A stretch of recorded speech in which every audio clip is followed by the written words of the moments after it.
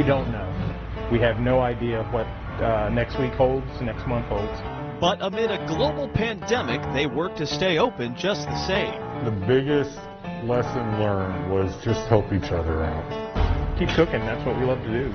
Not letting shutdowns or the hand of fate keep them from business. We're coming back. We need that fried chicken, greens, and Cretia Cakes. It's really brought everyone together in a way that we didn't see before.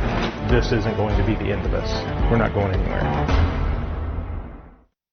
Thanks for joining us. I'm Brad Brown, and welcome to this WRTV News Special. Inside the COVID crisis, we're open.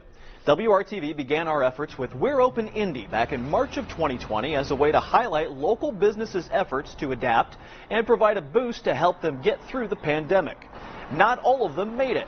Those that have are still facing an uphill battle as the state sees continued obstacles from rising COVID activity. According to the Indiana Restaurant and Lodging Association, nearly half of all businesses in our state will be gone by next March. But these restaurants, shops, businesses, and companies are still making it work, surviving the struggle. Now, it may seem unusual that one of the biggest staples of a Midwestern state would be Cajun Creole food. But one local restaurateur has successfully carved out a loyal bunch of fans over the years with some big flavors from way down south. And Yats has continued to bring in the business, even during some drastically different conditions. You could walk right by this little shop on the south end of Broad Ripple, but those in the know that some of Indy's best food is inside.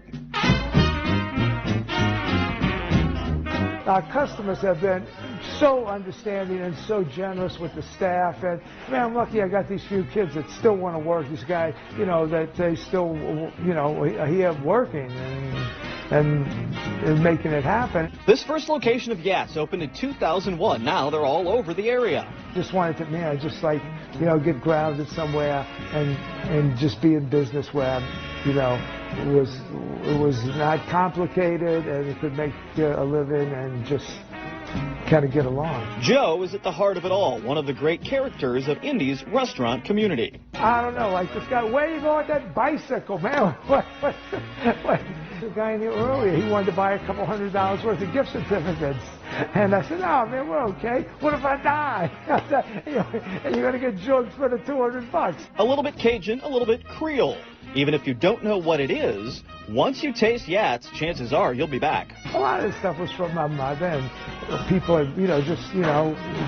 they were cooks. Everybody was with my sister's a great cook, The white chili's from my wife. She's from Wisconsin. I don't know what happened there. And an expert tip, get the extra bread. With the people, that's one of the things I love about Indiana, I love about Indianapolis, is the people, Next month they'll be doing this for 50 years, or half a century.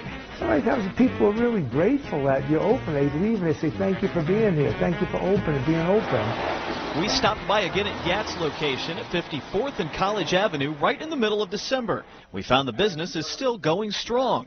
Yats was able to open back up a couple locations that were temporarily closed during the initial shutdown. Yats owner Joe Vuskovic says it's come down to loyal customers and word of mouth. So if we just get through this, it'll be good again. I have faith and optimistic all the time that things are going to be better. And as long as you have optimism, you believe that it's going to be better, you can put up with anything. That's part of the beauty of doing this, where you see people, when you see people are happy, or you see them, or you see them if they're unhappy, you can fix what's wrong. Businesses that had to shut down because of the pandemic have had to find creative ways of reopening safely. We've been following the story of Moonshot Games since they first shut down back this spring. When our Nicole Griffin first made the trip up here to Noblesville, she found the staff navigating their way through the challenges and making their way through a year ahead. This is intended to be kind of, we call it the look but don't touch concept, where you can point out something that you like, and then we'll walkie-talkie downstairs and bring it up for you. When you walk into Moonshot Games in Noblesville, the layout of the store looks much different. It's an effort to keep everyone safe during the pandemic. We had seating in our space here for about 70 people.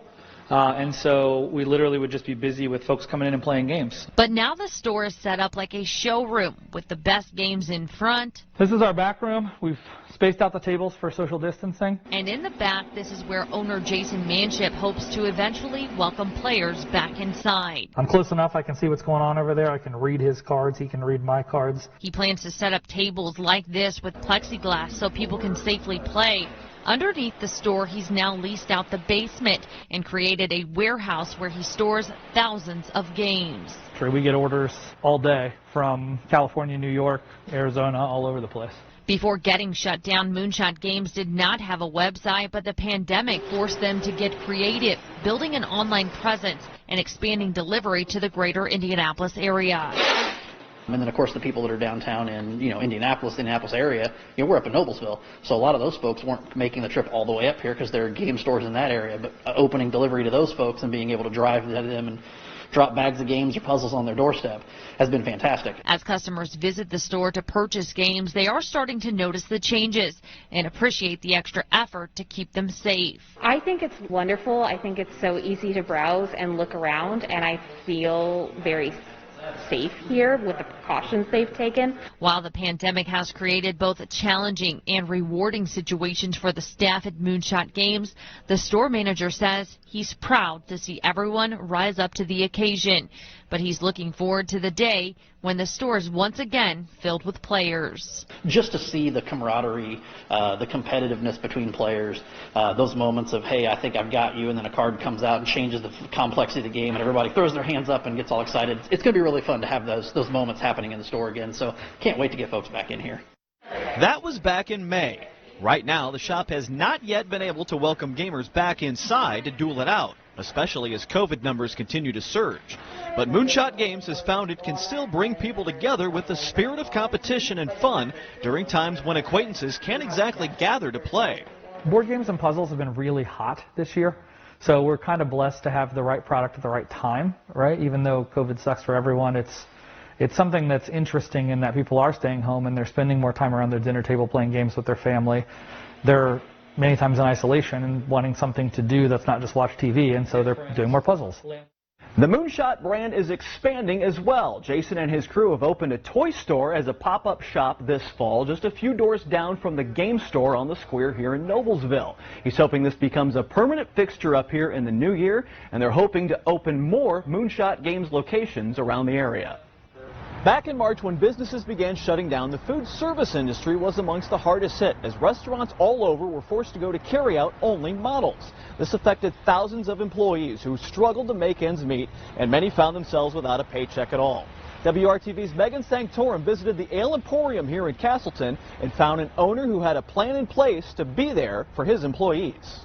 This is not what the inside of Ale Emporium on 86th and Allisonville usually looks like. Oh, it is a little scary and nerve-wracking. But it will stay quiet for at least the next couple of weeks after Governor Holcomb ordered bars and restaurants to close their dining rooms.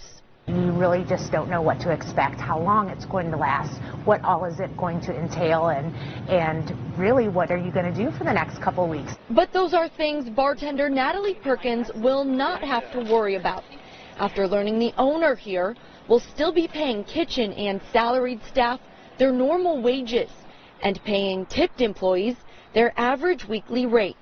We're all in this together, and we consider our employees part of our family. A lot of them work, they live paycheck to paycheck, they have rent to pay. It's not their fault, and we're fortunate enough to be able to do it for them. He says he will also be providing staff and their families with one free meal per day. They've all been really appreciative. We just thought it was the right thing to do. Scott Bond says there are about 300 employees between the three locations, but he says he has the ability to do this for now and realizes his employees are what keeps his business running. We kind of treat everybody like their family, and again, without them, none of this would have, worked. Providing a little bit of peace for employees during these uncertain times. They're not going to let anyone, go without. They're going to do everything they can. They always have. They always will. Working for you, Megan Sanctorum, WRTV. Now, in the opening weeks of the restaurant's shutdown, the curbside business was crazy here at Emporium, with cars lined up by the dozens to pick up some of the best chicken wings in the area. Josh tells us that the carryout and curbside have continued doing well at this location, and there are others around the area. When we told manager Josh Williams how the owner's thoughtful acts toward employees in our original story struck a chord with viewers, Josh was not surprised. Their generosity has really encouraged everyone that works here to display that same kind of generosity in other places. So it's really been a good learning tool for everyone here, and leading by example, our owners have done an incredible job of just making sure everyone has what they need to get by during this difficult time. The folks at Emporium say they are constantly tweaking their carryout plan so that they can keep up with what people want, especially as carryout becomes one of the primary models to keep business flowing in the winter months. When we first did this profile on Emporium back in March, we got massive response on social media. It was one of the most interacted with posts on WRTV's Facebook all year, going viral and hopefully giving some attention to the Emporium's good business practices while inspiring people to eat local in the process. Another big hit this year for WRTV was this delicious hometown confectionery. Cretia Cakes was able to adapt to the pandemic by boosting its online store, increasing shipping and deliveries, and offering curbside pickup. Checking in on Cretia Cakes today, we hear after our original story they got tons of business, including increased orders from people in different states that wanted to support a local black-owned business. The owner of Cretia Cakes says they're working on opening a new location in the Castleton area. Our Shakira Harris got the chance to write about dozens of businesses this year, and she says Cretia Cakes was truly one of her all-time favorite spots to feature. You can find all of Shakira's work at WRTV.com/open as she helps us check out all the restaurants and businesses still open to serve you. Getting hit by the pandemic is one thing. Having to recover from a separate disaster at the same time is almost unimaginable. Coming up, we head west to Hendricks County, where one business is rolling with the punches.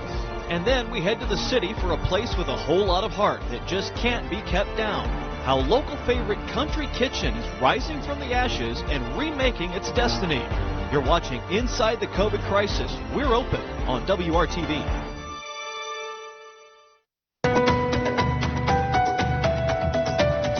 Sometimes the best places to eat are a little bit off the main drag. You can find some great food in unexpected places. Earlier this year, I made a trip up here to Liston in Hendricks County, where locals were lining up at a little barbecue joint for some big flavors. Well, since we did our original story, things took an unexpected turn for the folks at Rusted Silo BBQ, but they made a big pivot and continue to make things happen here. In this little shack by the tracks on the edge of Liston, you'll find what just might be the best barbecue anywhere in Indiana. We start with a great product. We add time-honored tradition cooking methods and finish up with something that's bare bones. It's not fancy.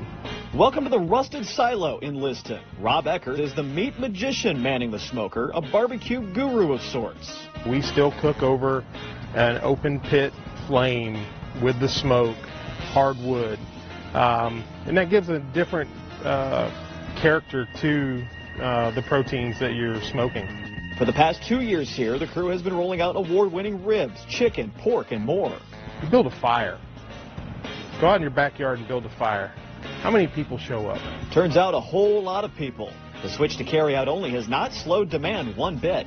It really showed the mettle of our team, the way they came together, creating new procedures, how we pretty much did everything. It's been fantastic for us to be able to continue to serve our community.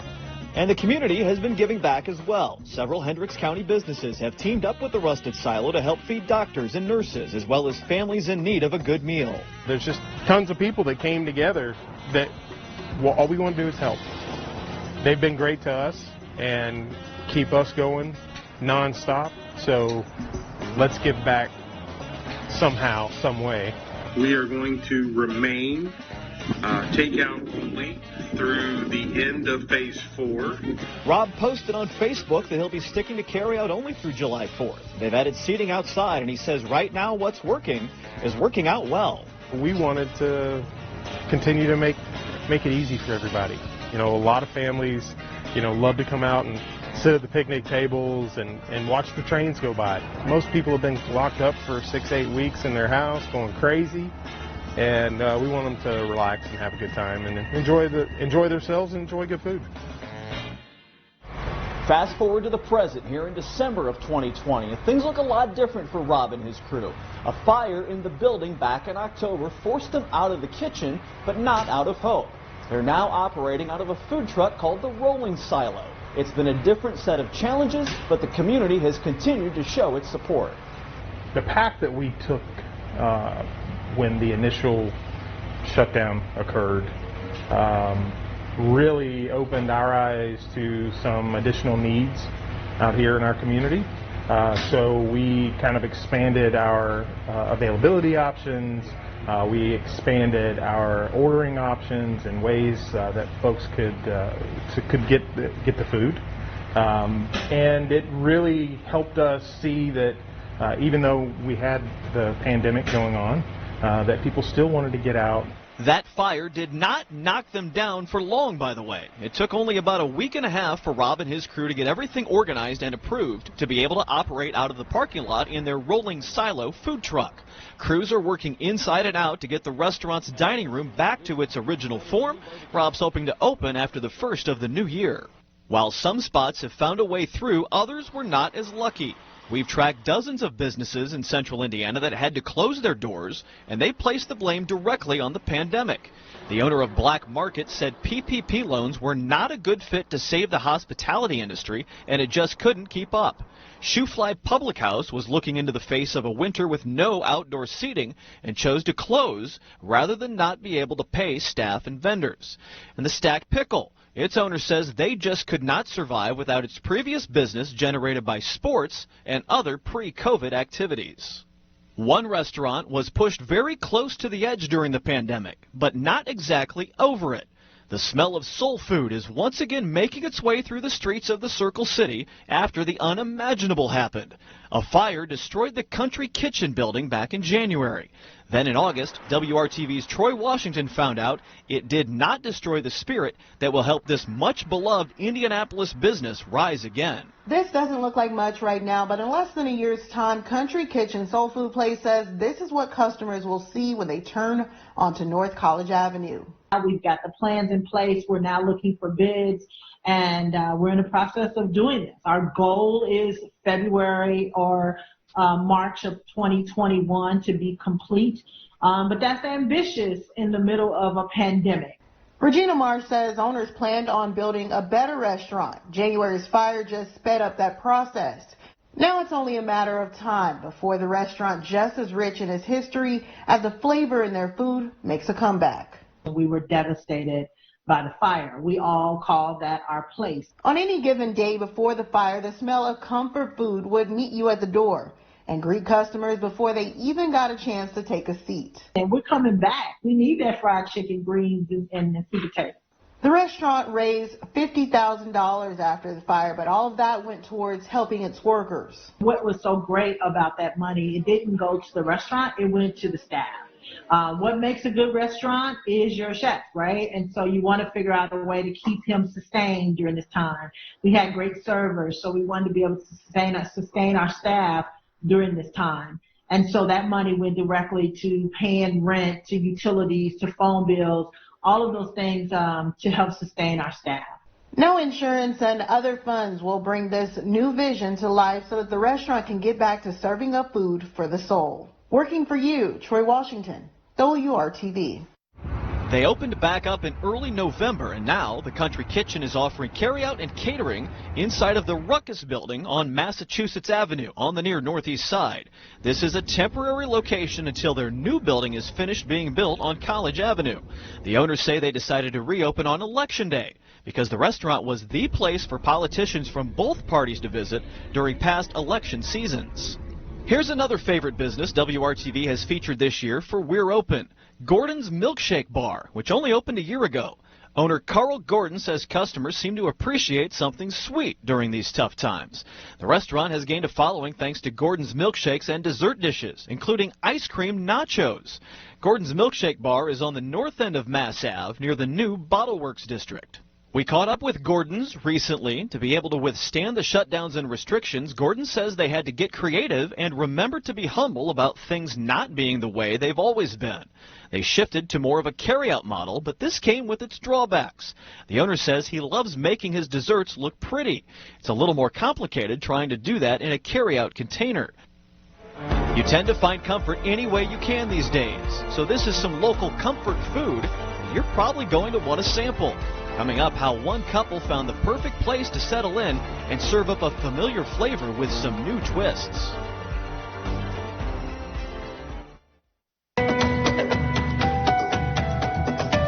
There are almost infinite ways to serve up the combination of noodles and sauce, but it's something about the combo of macaroni and cheese that hits a sweet spot for so many people.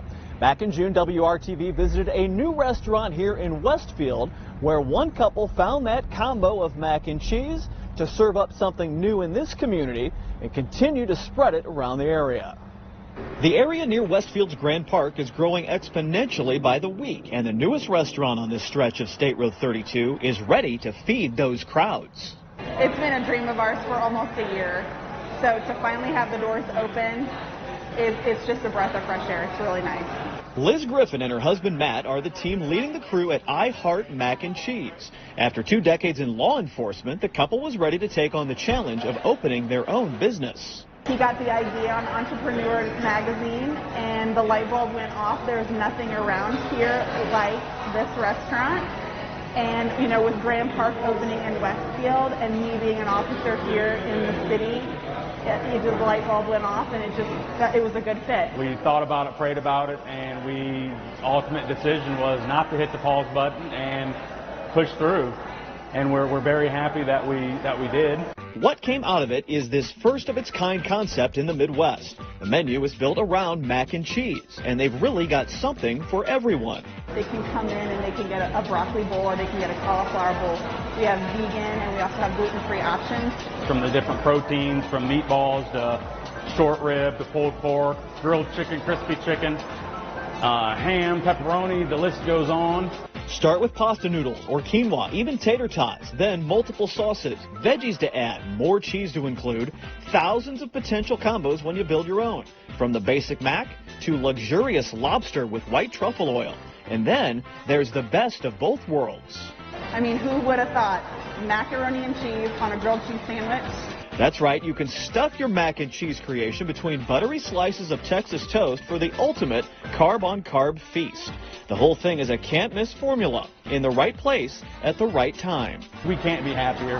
And we've got 4 kids and another one on the way, and so it's going to be a very, very busy summer, but one that's going to be so enjoyable. Love Westfield, love the community, love the people. Love all the city officials, so this was the perfect home for us. The Griffins will continue spreading the I Heart Mac and Cheese love around the area. They've got a location opening near the IUPUI campus in downtown Indy right after the first of the year, and another on North Michigan Road in Carmel scheduled to open next spring. We know we have a good product, but it has slowed down just the whole virus thing. You know, in the beginning, we as a country, I don't think we knew truly what it was and what have you, how quickly and how it spreads. Now we do, and now we have hopefully a vaccine or a couple that could help help the country open. Matt says they are lucky to be part of a community that continues to bring in business, big or small. Thanks to all of the owners and managers for their time as we highlight some hard-working Hoosiers surviving the struggle of the pandemic. If you are able, we hope you can shop local, dine local, and support local. Hopefully we'll see these businesses and many more thrive in the new year. For all of us at WRTV, I'm Brad Brown. Stay safe, stay healthy. Thanks for joining us.